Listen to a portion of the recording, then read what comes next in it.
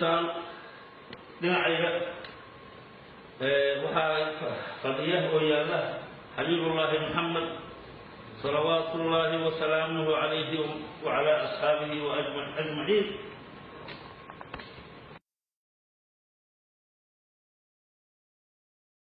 بسم الله الرحمن الرحيم. الحمد لله رب العالمين، والصلاة والسلام على سيد الأولين والآخرين نبينا محمد وعلى آله وصحبه أجمعين. أما بعد، walaalayaal waxaan doonayaa hal kelimo oo kooban inaan halkan ka iraahdo oo ku saabsan arrin baryahan social mediaha la isla dhex marayo haddana aada uga sii daraysa.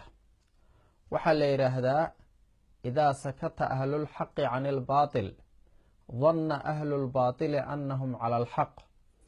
haddii dadka ahlulxaqa ahi ay ka aamusaan baadilka, dadkii baadilka waday ayaa waxay u maleeyaan inay xaq ku taagan yihiin. waxaa baryahan dambe soomaalida kusoo dhex badanaya dad magac diineed ku gambanaya oo qoloba waxay doonaan sheeganaya.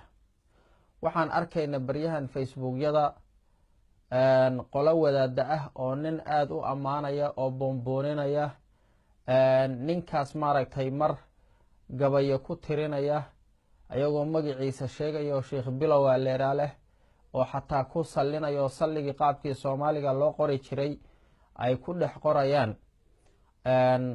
maaragtay salliga maaragtay markii ay gabay ku ammaaneen kabacdi gabayga ay ku ammaanayaan ayay waxay ku qoreen cibaaradii salliga markii afar soomaaliga lagu qorayo mathalanba oo SCW da aheyd oo kale, ama maaragtay saca wa-da aheyd soomaaliga oo kale.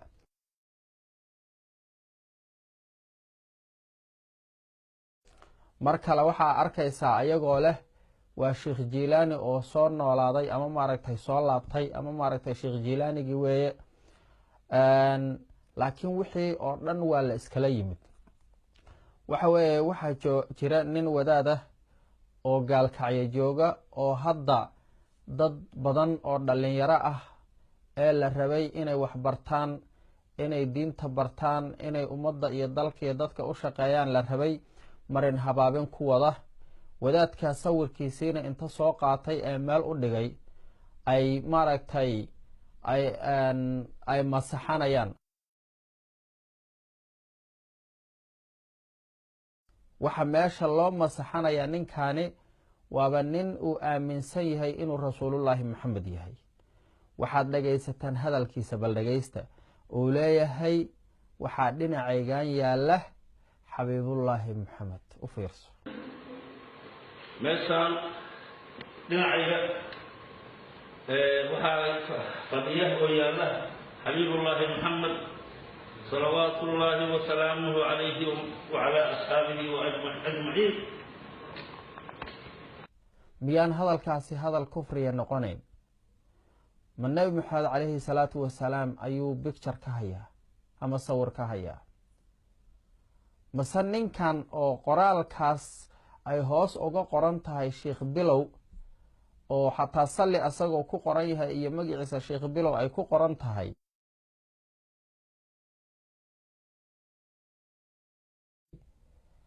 miyaa nebi maxamed ah? walaalayaal, waxyaalahaas haddii aan ka aamusno oo dadka culummada ay iska fiirsadaan, fasaadku waa badanayaa. waxaa la ogyahay dad badan oo ummado badan ah oo hadda wadagaalo ah ayaa wadaada noocaasoo xumaaday raacay. haddii marka laga aamuso waxa weeye sidaana fidnadu ku bilaabataa. waa aragteen markii ay qasiidada qaadayaan oo aayaddii qaabkeeda ku qaadayaan yaa ayuha aladiina aamanuu salluu calayhi markay leeyihiin, ninkii gacanta ku wada taaganayaan oo ay ku masaxayaan oo ay nebigii ka dhigayaan.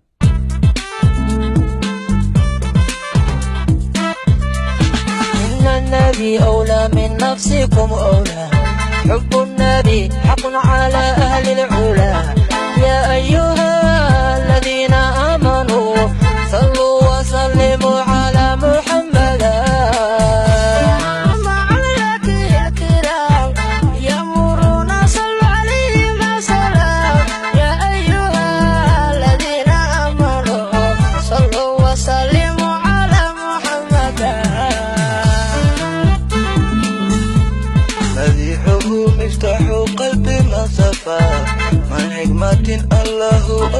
المصطفى يا أيها الذين آمنوا صلوا وسلموا على محمد. hadda markaas gacanta ay ku taagayeen oo ay ku masaxayeen anigu ma aaminsanayn inay ka wadaan nebigii maxay ka wadaan waa is iri laakiin hadda asaga caddeey wadaadka meesha ka hoggaanka ah meeshaan dhinacayga waxaa fadhiya oo yaalla xabiibullaahi maxamed salawaatullaahi wasalaamuhu calayhi wacalaa asxaabihi waajmaciin waxa weeye ninkaasi waxa uu wadaahi waa fitno diinta islaamka ka soo horjeeda ee ilmahaas dhalinyarada ah koleyto aan qaab hadda wadaada iyo xer lahayn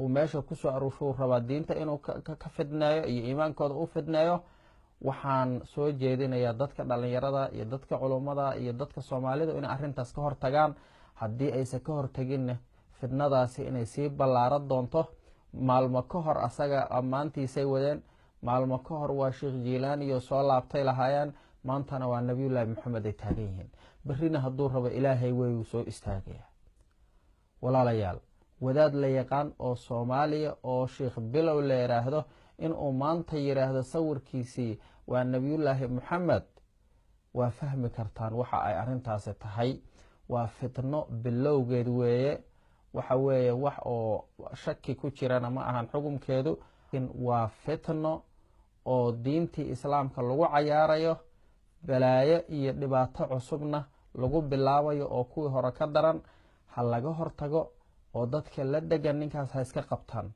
dadka hadda maanta fitnadiisu kumaba koobna meesha uu joogee mar haddii social mediyihiiba la dhigayo ummadii soomaaliyeed ayuu saas ku fidnaynayaa intaas kelimadaas intaas ayaan rabay inaan kusoo koobo waa fidno ilaahi naga qabto allahana soo hanuuniyo xaq ha tuso haddayse soo hanuunayna allah ummadda ka qabto laakiin in laga aamuso ma ahan gaar ahaan dadka culummada ah oo meesha ninkaasi joogaan waa inay arrintaas ka hadlaan oo si cad uga hortagaan wabillahi towfiiq wassalaamu calaykum waraxmatullahi tacaala wabarakaatu